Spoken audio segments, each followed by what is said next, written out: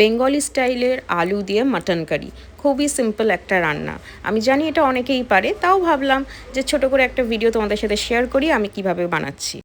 আমার এই ভিডিওটা ভালো লাগলে অবশ্যই করে লাইক করবে, শেয়ার করবে আর আমার ফেসবুক পেজটাকে ফলো করবে আর আমার ইউটিউব চ্যানেলটাকে সাবস্ক্রাইব করতে ভুলবে না।